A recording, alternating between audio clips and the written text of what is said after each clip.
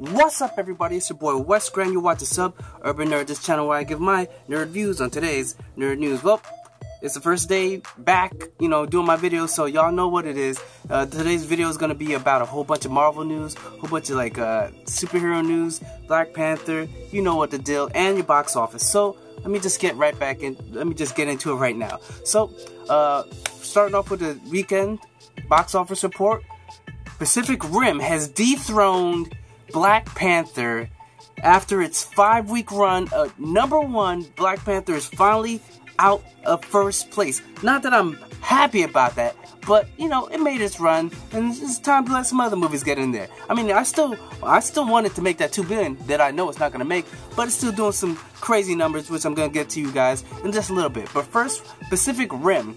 Pacific Rim came in at #1 with $28 million. $28 million domestically.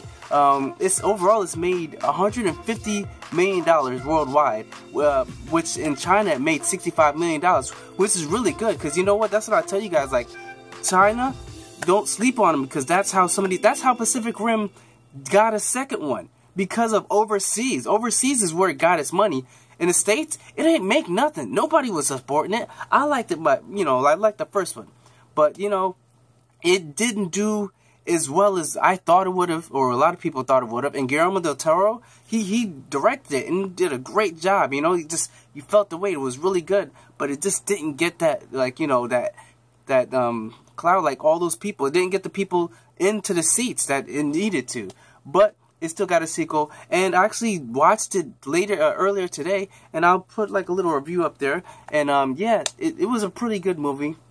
By certain standards. I'll let you guys know in a review once you watch that. But yeah, so it made $28 million. In second place, we've got Black Panther making $16.7 million. It has taken the top spot, #1 superhero movie of all time. It's #1 now, but that's #1 domestically, not #1 worldwide. Worldwide, it's actually about, I believe it's either 3rd or 5th place. It's behind Avengers, and it's behind Avengers Ultron. So it might be 3rd place, but I'm not too sure. But overall, and domestically, it's 5th place domestically, as far as all movies. Not just, superhero movies. In the movies in the U.S., it is in 5th place. So that's still pretty damn good for, Black Panther, because it was a movie that it was on people's radar, but no one expected it to do the numbers that it's doing. So, like I said, you just got to give props to Black Panther, Next, in 3rd place, we've got a little religious movie called I Can Only Imagine. It came in at $13.8 million this weekend, but overall, it's made about $38 million on a budget of $7 million. So that thing, these religious films, they just be coming up out of nowhere and just be making some bank. So, hey, you know what? Well, make that money. Next, in 4th place, is a movie that I didn't even know why they made a sequel, but I actually saw the first one. But it's Sherlock Gnome, however you want to pronounce it. It came in at $10.6 million, and like I said, it's a sequel. I believe the first one was Gnomeo and Juliet or something like that, and it was an entertaining movie for kids and for family, because I saw it with a family with some kids, and they seemed to enjoy it. It was okay. It had its funny moments, but whatever. And then the 5th place, we've got Tomb Raider coming in at $10.4 million. Overall, domestically, it's made $40 million. Worldwide, it's making some money. I believe it's at 100 and something. But, yeah, so as far as that, Tomb Raider, I liked it. And if you want to hear my review, just check out, the little notation right there. But, yeah, that's the top 5 of the weekend. So let me jump into the first nerd news, of the week. So, well, Spiderman, he gets, if you guys haven't seen, there's a little TV short that happened over the weekend where Spider-Man gets knighted by Tony Stark or Iron Man while this happened. And, these little TV spots are pretty cool. I liked it. If you tell me what you think about it if you guys have seen it. I'll try and put in the description the link down below about that. But one of the funniest things was there was this one where it had at the end of the trailer or whatever TV spot, you've got Star-Lord driving. while he's flying the thing, Groot's playing the video game. He's like, Groot, turn the thing off. Groot just keeps playing. He was like, Groot, you hear me? Turn the thing off. And then Groot's like, I am Groot.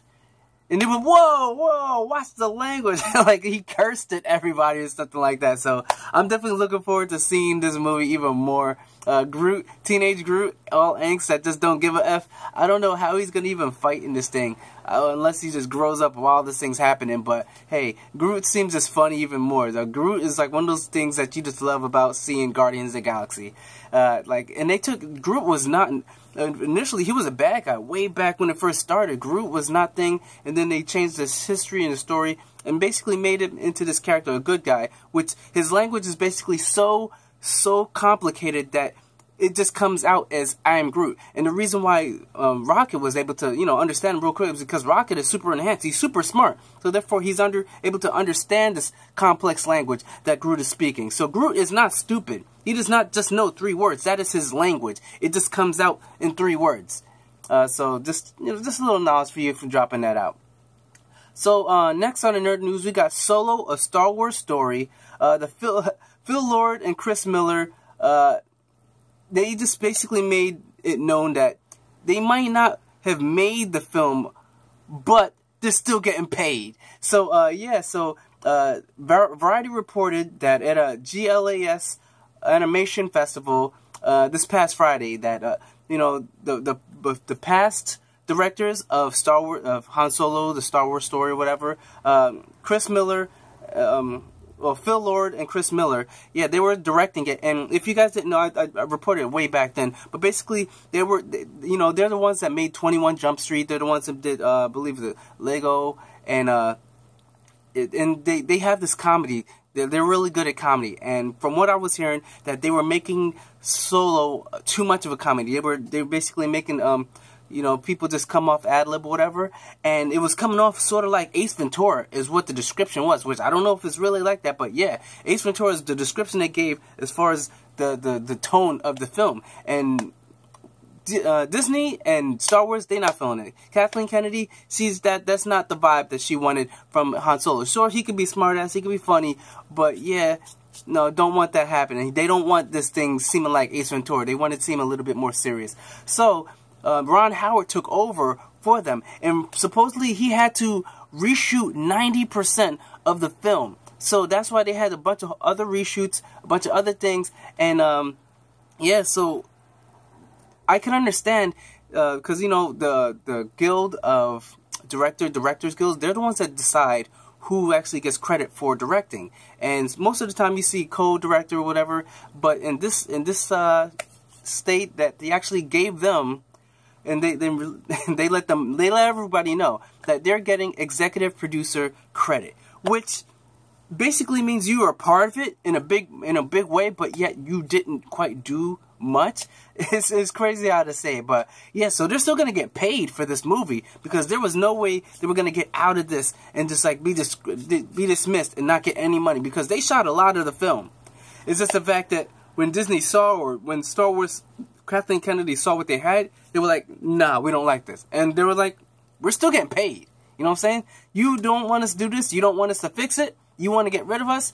We still get paid. So that's how they're getting executive producer credit on a film. So Ron Howard, he's actually just a sole director, but they're being marked as executive producers. So I guess it works out for everybody in a way.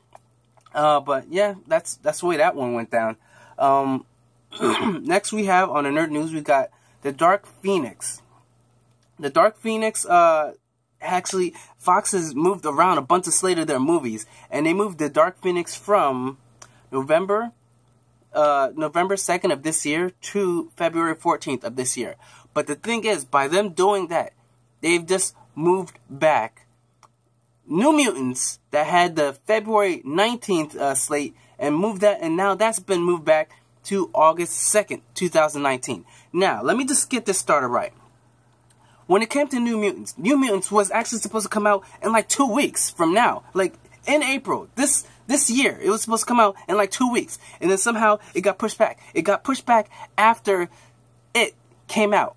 After It came out and Stranger Things Season 2 was doing good, they were like, yo, we need to go a little bit more horror route. Because in the trailer, which I'll probably try and see if I could get a link down below, in the trailer for New Mutants, it looked kind of like a horror flick. Even though it was PG-13, it looked kind of like a horror flick. So they wanted to get a little bit more of that vibe of the It or of the Stranger Things. So they were saying they're gonna, you know, shoot some more things, which I wasn't opposed to it. I'm like, okay, if you want to kind of go more of that route, so be it, because it is kids and their power's kind of scary. You already are giving that vibe. I'm gonna give you that. I'm not gonna question it. That's gonna happen. But then they pushed it back over to, you know, February. And I understand by them moving Dark Phoenix, because supposedly Dark Phoenix probably got pushed because they're doing reshoots. And while they're doing reshoots, Sophie Turner, which is, you know, Phoenix or Jean Grey, she's actually doing what's that show? Game of Thrones. She's in Game of Thrones right now shooting. So therefore it's sort of conflict. So therefore she wasn't able to actually get to the reshoots. So they're gonna hold off the reshoots until they can get her, because she's a main character. So I understand them pushing it and trying to work around her schedule, because she's obligated to do the reshoots, but except she's also obligated with Game of Thrones. So therefore, you know, everybody got to work together. So that thing gets pushed back to February. Okay. So if you're gonna push back New Mutants, if you're gonna do it or whatever, okay, a couple weeks, a month. This thing pushed it back 6 months. So there has to be something kind of iffy going on, because I understand. So it's basically a year and a half you pushed it, because it was supposed to come out in 2 weeks and then got pushed back to February. So 1 full year, and then got pushed back now to August. So I don't know how you're not gonna be able to get this thing in the time frame that you wanted to or done, because supposedly you had a bunch shot already. It was supposed to come out 2 weeks from now, so the movie should have been done, but now you still need a year and a half? Doesn't make any sense. It's looking kind of suspect, you know what I'm saying? Looking kind of suspect, but I would be okay, like, if maybe they're going for, like, sometimes horror flicks come out in August. Yes, that does. And maybe they're trying to get the end of the summer, maybe they figure that's the best time they're going to get all the money. I don't know what analytics of this. I don't know if maybe they're just doing this because, you know, like, there's a lot of things that go into marketing and a lot of things that go into planning. In fact, look at Red Dawn. Red Dawn with Chris Hemsworth.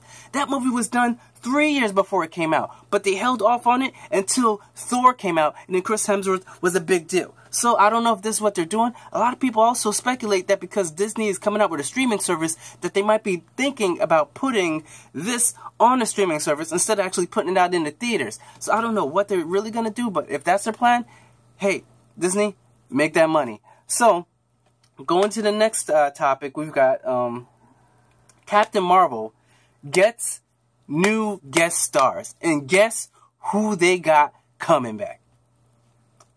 Yo, they got Agent Coulson from Agents of S.H.I.E.L.D.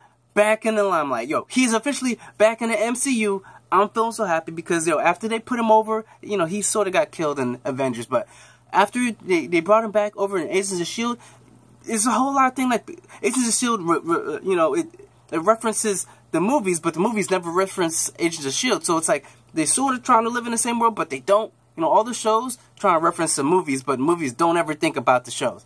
But Agent Coulson's coming back, and also, that's played by, you know, Clark Gregg or whatever. He's my favorite in the show anyways. But, yeah, we also got Jamon Housen, who played Korath. And if you don't know who that is, that's the guy that was basically like when Star-Lord was, hey, I'm Star-Lord. And he was like, who? The black guy. In the beginning of Guardians of the Galaxy, the black guy that was like, who? Yeah, that's the guy that they're bringing back for this. And also, they're bringing back Ronan. Ronan, who is played by Lee Pace. So, Ronan, Korath, Agent Coulson.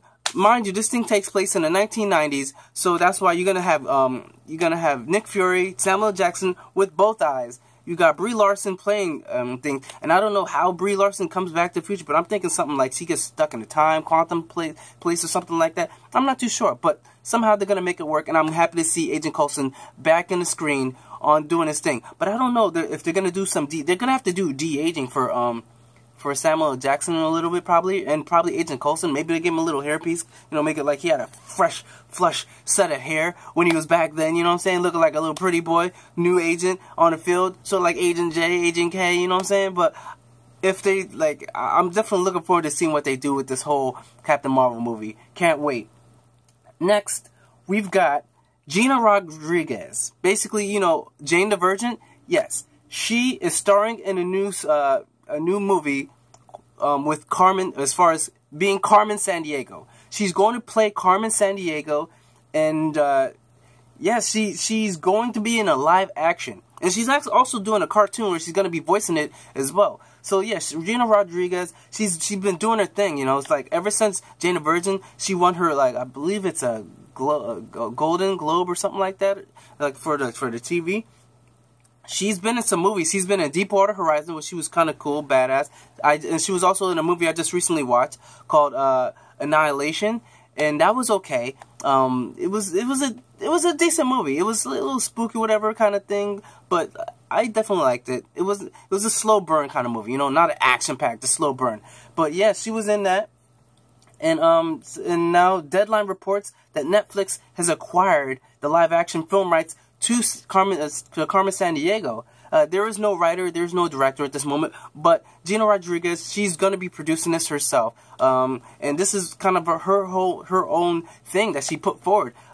Can't remember the name. You Can Do Anything If You Want To. I believe that might be the name of her production studio or whatever, something like that. But this is something she's really passionate about. Her being Carmen Sandiego, I could definitely see it.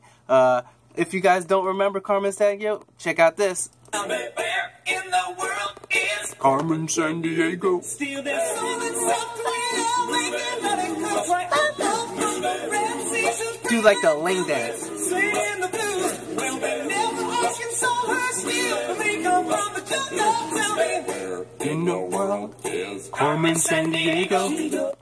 But that's my little dance. You know, I know a little funny, but I know in the late hour. But there's just a lot of news. Sorry, I had to get to. But also, next in the nerd news, we've got Amazon gets the rights to Lord of the Rings. They got it a while ago. It cost them $250 million to get the rights to the Lord of the Rings to do the show.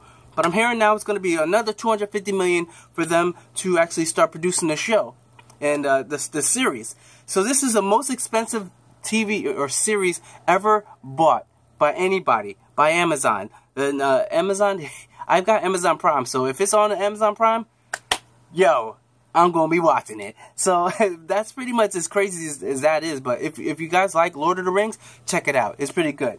Next, we've got Tom Hardy speaks out about the leaked plot going out as far as Venom isn't going to show up until the last few minutes of the thing. And he speaks out, I believe it on Twitter, and saying like, yo, whatever you're hearing is wrong. I've seen it. The thing's gone. There's going to be Venom in the movie. Don't worry about it. But that's what he's saying. That's what he's thinking. He's not in the finished product. Like the movies, they've cut plenty of things out as far as the end or whatever. So if maybe he might think it's a little bit more, but who knows? In the end, you don't know what the studio's gonna do or what the director, whoever's gonna do with this. So, but it'd be stupid if they didn't have Venom at least the last third of the movie instead of just the last few minutes. You know what I'm saying? You gotta be in there. We gotta see Venom because that's the name of the movie. It isn't Tom Hardy. It isn't Eddie Brock. It's called Venom. So we need to see Venom. Not for a little bit, a minute, for a decent chunk. And the last of all, R.I.P. Dragon Ball Super. Yes, the last episode of Dragon Ball Super aired over this weekend. At 1:31. If you guys want to check it out, check out my Stardust review. It's like 30 seconds, but Stardust, it's 3 to 30 seconds of a review, whatever you want to do of any show. And mine is like, you know, I believe it's look for a Suburban Nerd, and you can check it out. It's pretty funny, so check it out, and also download the Stardust app because it's something that's really popping. Anything you want to give your review, you can be a critic or reviewer or whatever on anything, shows, movies, anything that's on TV that you're watching, and just let your people know what you think. And then, but yeah, Dragon Ball Super, it ended, and it's sad, but hey, there's gonna be a movie coming out in December, I believe, so watch out for that. So there's a little trailer. I don't know, maybe I can find a link and put it down below. But if you want to see my review of that episode, check out a little thing right there. So that's pretty much it for the nerd news. I know it's a lot. I haven't usually done one this long, but there was a lot of stuff I had to take. A lot of news came down, so that's pretty much it. So remember to subscribe, check out my my last nerd news, and check out my playlist of daily nerd news. So remember, I'm Wes Grant. You've been watching Suburban Nerd, and you've just been nerdified. Catch you guys on the next daily news.